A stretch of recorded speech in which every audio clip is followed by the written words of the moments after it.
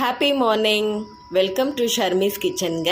இன்றைக்கி நம்ம கிச்சனில் பொட்டேட்டோ ஷாலோ ஃப்ரை தாங்க பார்க்க போகிறோம். வாங்க என்னென்ன பொருள் தேவைப்படுதுன்னு பார்த்துக்கலாம்.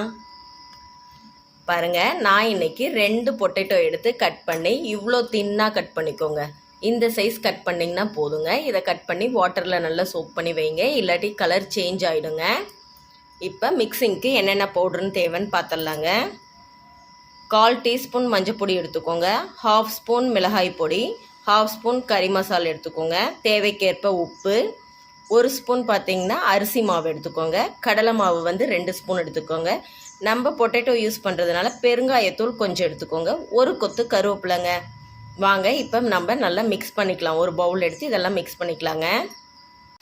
பாருங்கள், நம்ம இப்போ எடுத்துருக்க தூள் எல்லாமே ஆட் பண்ணிக்கலாங்க.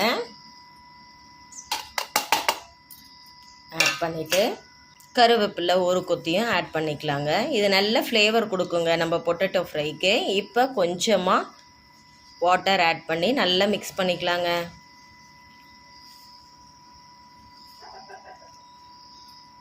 பாருங்கள், நான் கொஞ்சமாக தண்ணி ஊற்றிருக்கேன். இப்போ நல்லா மிக்ஸ் பண்ணிக்கலாம்.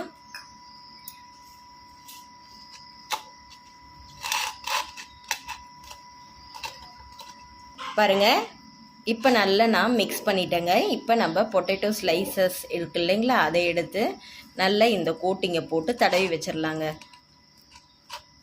சூப்பராக இருக்குங்க இந்த பொட்டேட்டோ ஃப்ரையே. குழந்தைங்களுக்கு நம்ம லஞ்சுக்கு, தயிர் சாதத்துக்கு, லெமன் சாதத்துக்கு தொட்டுக்கிறதுக்கு நம்ம இந்த மாதிரி செஞ்சு கொடுத்தோம்னா விரும்பி சாப்பிடுவாங்கங்க. காரம் மட்டும் கொஞ்சம் கம்மியாக சேர்த்திக்கோங்க. நம்ம இன்றைக்கி தோசைக்கல் மேலே தாங்க போட போகிறோம். ஆயில் அதிகமாக தேவைப்படாதுங்க, ஆயில் கம்மியாக தான் தேவைப்படும். ஆனால் டேஸ்ட் சூப்பராக இருக்குங்க. நீங்கள் கண்டிப்பாக குழந்தைங்களுக்கு கொடுத்து பாருங்கள், எப்படி விரும்பி சாப்பிட்றாங்கன்னு பாருங்களேன். இப்படி நல்லா கோட்டிங் பண்ணிக்கோங்க. இது ஒரு 15 மினிட்ஸ் நல்லா ஊறுனுச்சுன்னா போதுங்க. இதே மாதிரி நம்ம எல்லா பொட்டேட்டோவும் நல்லா கோட்டிங் போட்டு எடுத்துக்கலாங்களா. பாருங்கள், எல்லா உருளைக்கிழங்கையும் நான் மசாலா தடவி எடுத்து வச்சிட்டேங்க. இதை நல்லா ஊறட்டுங்க. அப்புறமே நம்ம தோசைக்கல்லில் போட்டு ஃப்ரை பண்ணிடலாங்க. பாருங்கள், நான் தோசைக்கல் வச்சுட்டேங்க, ப்ரீ ஹீட் பண்ணிட்டேன். இப்போ கொஞ்சம் ஆயில் விட்டுக்கலாங்க. பாருங்க, ஆயில் விட்டுட்டு நம்ம ரெடி பண்ணி வச்சுருக்கோம் இல்லைங்களா உருளைக்கிழங்கு, அதை ஆட் பண்ணிக்கலாம். சிம்மிலேயே வச்சு வேக வைங்க, அப்போ தான் உருளைக்கிழங்கு நல்லா ஃப்ரை ஆகுங்க.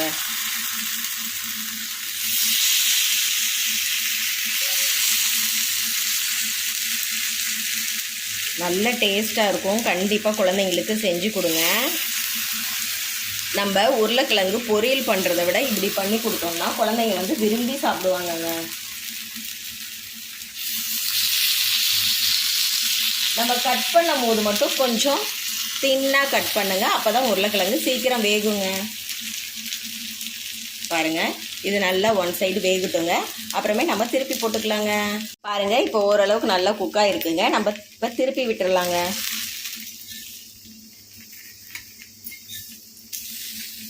நல்லா சிம்மிலேயே வச்சு ரோஸ்ட் பண்ணுங்க. சூப்பராக இருக்குங்க. டக்குன்னு செஞ்சு கொடுத்துடலாம். நம்மளுக்கு டைம் இல்லாத சமயத்தில் கொஞ்சம் வேகமாக கிளம்பணும், சீக்கிரமாக குழந்தைங்களுக்கு ஹெல்த்தியாக சமைச்சு கொடுக்கணும். அப்படிங்கும் போது நீங்கள் இந்த மாதிரி பொட்டேட்டோ ஃப்ரை டக்குன்னு குயிக்காக செஞ்சு கொடுத்து குழந்தைங்களுக்கு லஞ்ச் பேக் பண்ணிடலாங்க. ஆயில் வேணா ஆட் பண்ணுங்கள். நான் ஊற்றிருக்க ஆயிலே கரெக்டாக இருக்குங்க, அதனால் நான் ஆட் பண்ணலைங்க. நல்லா இந்த சைடு ஃப்ரை ஆகட்டுங்க. பாருங்கள், குழந்தைங்களுக்கு ரொம்ப விருப்பமான பொட்டேட்டோ ஃப்ரை ரெடிங்க. நம்ம குழந்தைங்களோட ஆரோக்கியம் நம்ம கையில் தாங்க இருக்குது. வீடியோ பிடிச்சிருந்தா லைக் பண்ணுங்கள், ஷேர் பண்ணுங்கள், மறக்காமல் சப்ஸ்கிரைப் பண்ணுங்கள். தேங்க்யூ.